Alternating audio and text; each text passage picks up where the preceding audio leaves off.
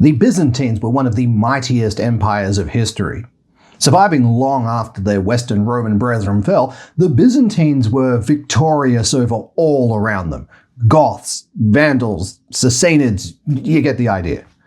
But there was one foe that the Byzantines could not defeat, no matter how hard they tried.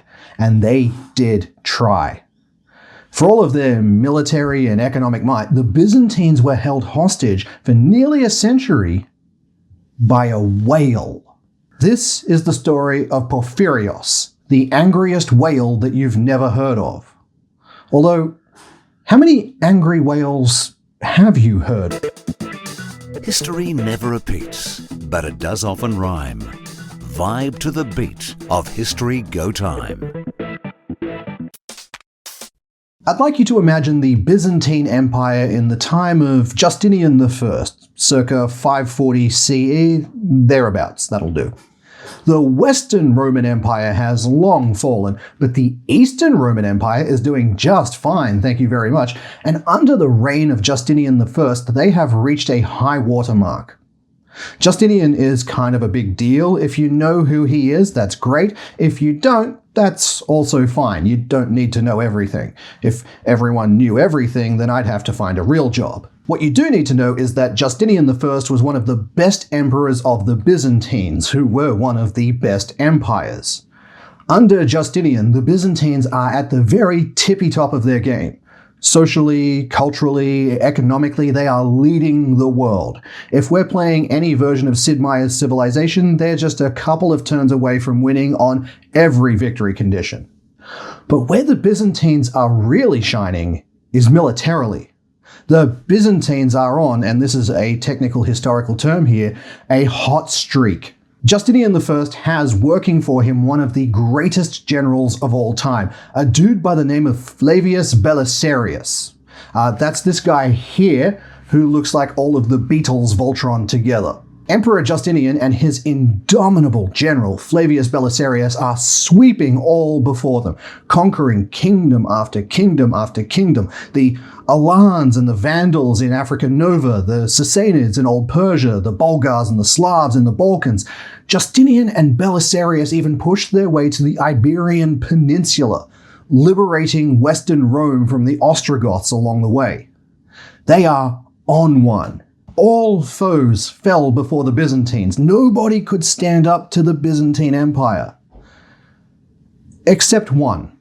For over half a century, at the very height of their power, the Byzantine capital of Constantinople was besieged by a particularly belligerent whale. For more than 50 years, Byzantine ships were hunted by a murder death whale. Trade into and out of one of the most important ports in all of the world was blocked, and the global economy ground to a halt because of it. If you can imagine such a crazy thing. And it's all because of a whale. And there wasn't a damn thing that anybody could do about it. This particular whale came to be known as Porphyrios. Or perhaps not. Porphyrios' name is tricky. You will also see it written as Porphyrios with a U instead of an O. You'll see it as Porphyrion with an N, Porphyri or Porphyrio. They're all the same whale. They're all the same thing, and nobody can agree on why it was called any of those particular variants, but it is the same whale. I guess when you're being eaten alive by a murderous whale, there's a point where the semantics don't really matter anymore.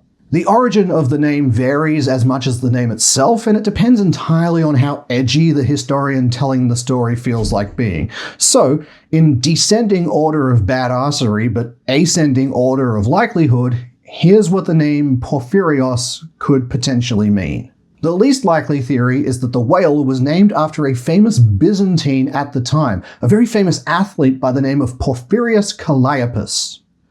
Porphyrios Calliopas was a chariot driver and a sports star. And when I say that he was a sports star, I mean that in the modern sense of the term. Porphyrios Calliopas was big in the same way that Tiger Woods or Conor McGregor or Novak Djokovic are big. He was the Michael Van Gerwen of the ancient world. And If you don't know who Michael Van Gerwen is, you really need to start watching professional darts, because I guarantee if you have not seen it, you don't know just how crazy the sport of professional darts is.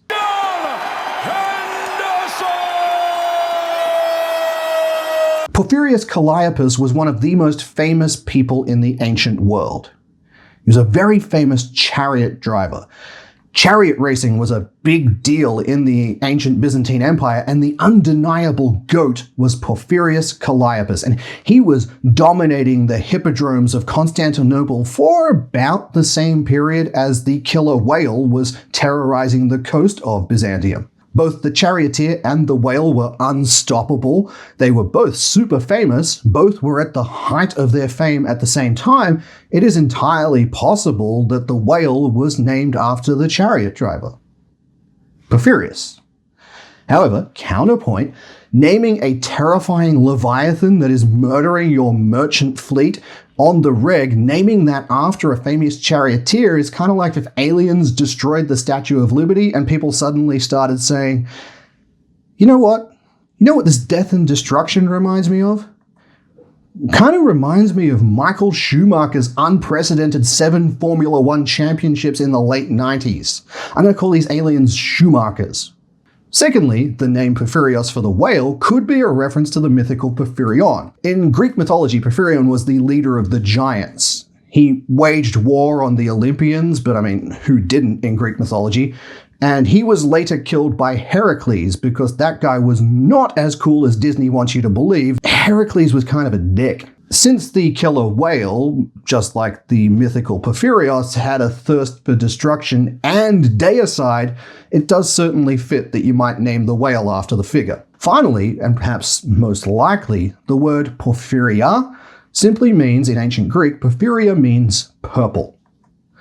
The coloration of the whale would have been what the Byzantines would have called purple, and they just decided to name the whale Porphyrios, or translated, Mr. Purple. I pick, you're Mr. Pink. Porphyrios the whale is described as being purple in the ancient texts, and that is currently influencing your imagination when you're thinking about it.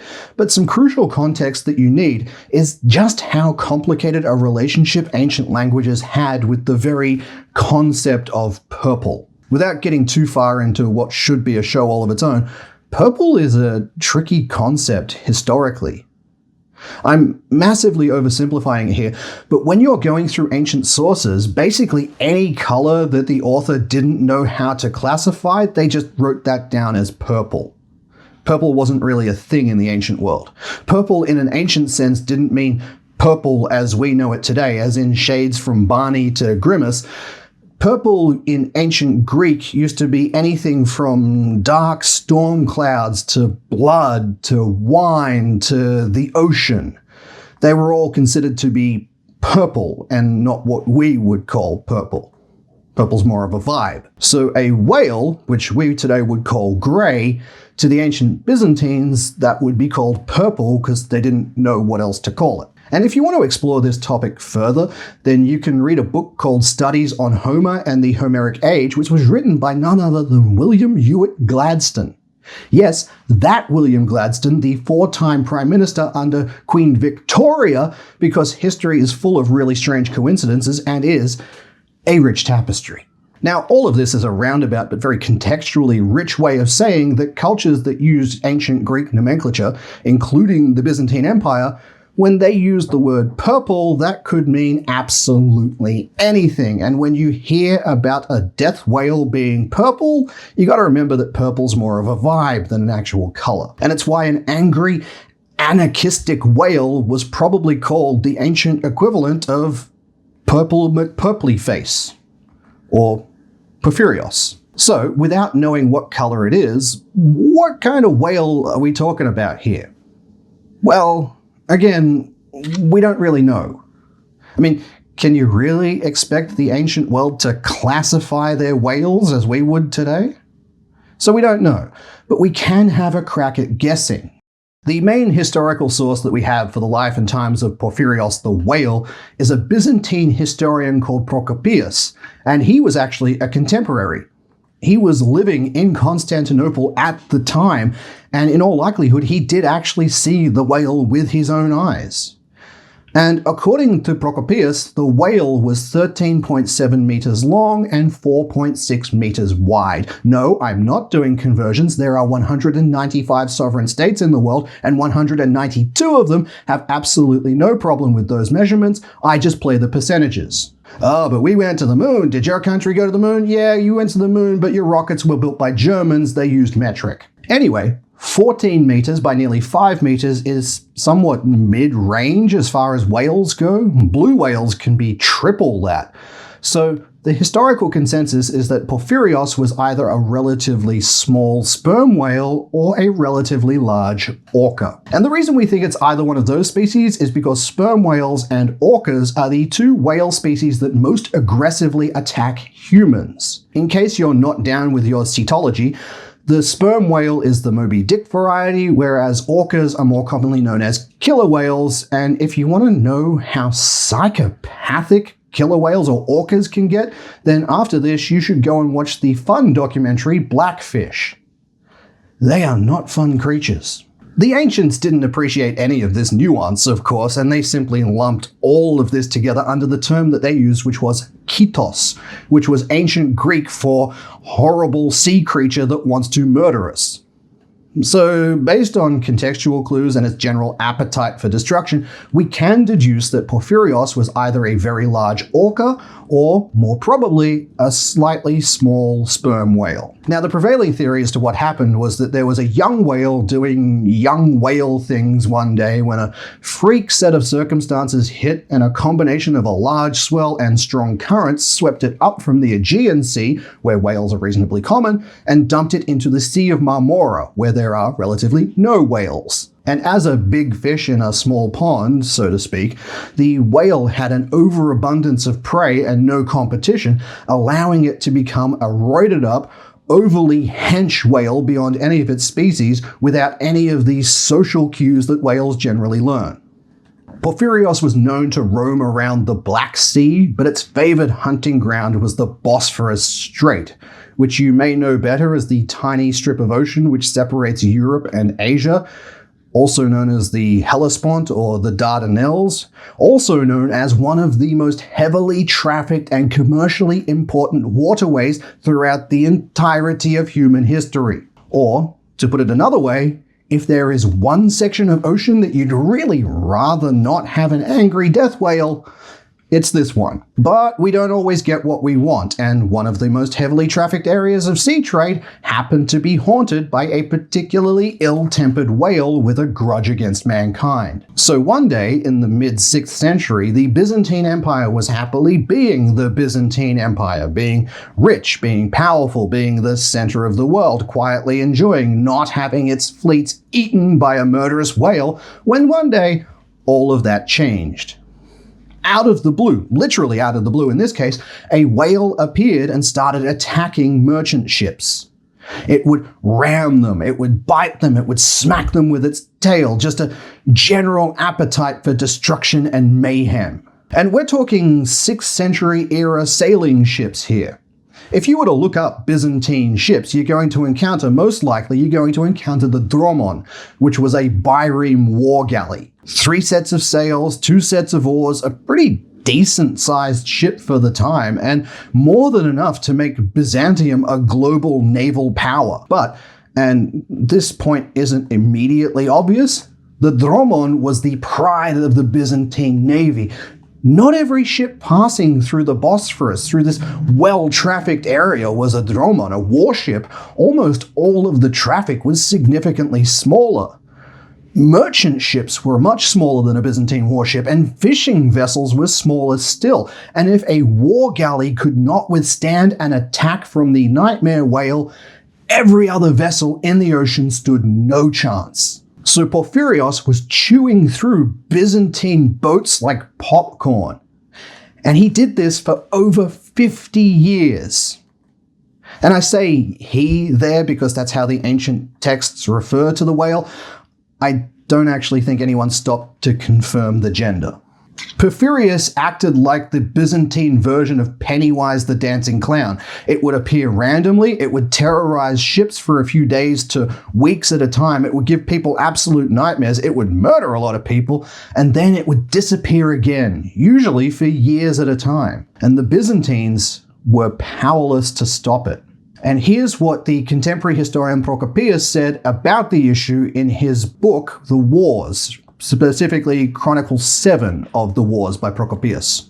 This whale had been annoying Byzantium and the towns about it for 50 years, not continuously, however, but disappearing sometimes for a rather long interval. And it sank many boats and terrified the passengers of many others, driving them from their course and carrying them off to great distances. It had, consequently, become a matter of concern to Emperor Justinian to capture this creature, but he was unable by any device to accomplish his purpose. The vaunted Byzantine navy was powerless to stop this whale. History books will cite Porphyrios there as the main source for this topic, and they're not wrong to do so, but that also doesn't do it justice, because Porphyrios doesn't really talk about Porphyrios the whale and its reign of terror. He just dances around it. Porphyrios just casually mentions whale attacks a lot, like it's just a fact of life for him. He doesn't explore it in detail because it's so common, as in, for him, murder whale attacks were so common to the Byzantines that they were just trite and you didn't mention them. For instance, it pops up as an aside in his biography of Theodora. Porphyrios just casually mentions whale attacks. He'll say something like, Theodora had trouble sourcing supplies from the Orient because, as I'm sure you're all aware, it's hard to get shipping past the attack whale. I'm sure I don't need to expand on that because it's so common and everyone knows about it. I love how he just naturally assumes that his audience would be so familiar with the devilfish that they'd actually be bored about hearing about it all the time. Yeah, the time knife. We've all seen it. Let's get back on track, bud. Oh, okay, sure. Eventually, as Porphyrios said, none other than the Emperor Justinian I himself was forced to try and intervene and tackle the issue of the terror whale. It was that big of a problem. But even one of the greatest emperors the Byzantines had ever produced was unable to find a solution to this aquatic foe. Attempts to locate it and intercept it were fraught at best because finding a whale now is difficult. I can't imagine how difficult it would be in the ancient past when they don't have any of our technology and you're forced to just row after it whenever you hear of a whale attack. The Byzantines couldn't track Porphyrios and they couldn't fight Porphyrios. Just because you send a fleet armed with ballistae and catapults to take out a whale, that doesn't mean that the whale is going to oblige you and come out to play. And even on the rare occasions when the Navy did encounter Porphyrios while prepared for battle, it turns out that whales are among the harder foes to kill. A whale is made out of whale. There wasn't much in the Byzantine arsenal that could even pierce its hide. And then when they tried to shoot it, it turned out that Porphyrios didn't much like being shot at, so it just shrugged off the attacks and then responded by destroying the ships hunting it. And then it would just slip back beneath the waves and we were back to square one.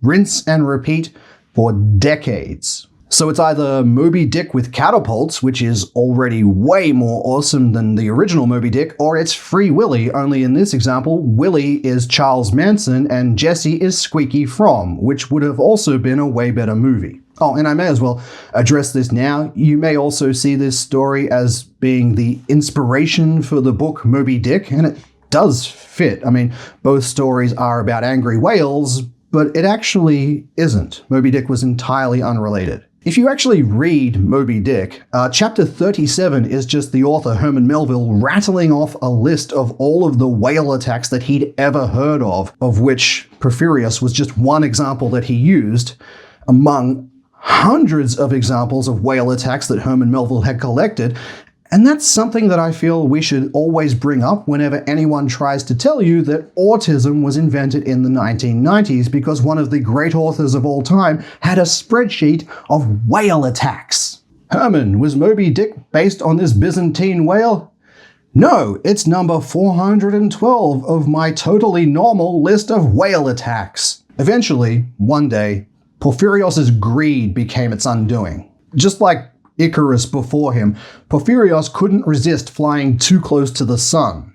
Or, in this example, the beach. One day in the late 500s, Porphyrios was chasing dolphins because it hated all of the creatures both of land and sea equally because it was a massive dick, and one day it was chasing dolphins when the dolphins actually got the better of it.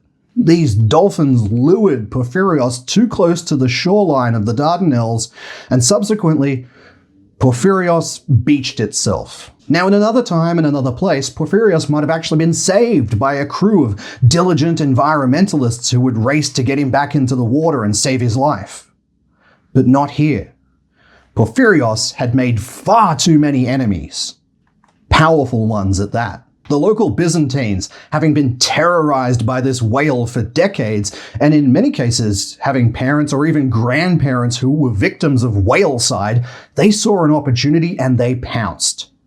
A mob formed quickly, and they set about ending the threat of Porphyrios once and for all. However, a whale is, first and foremost, a whale.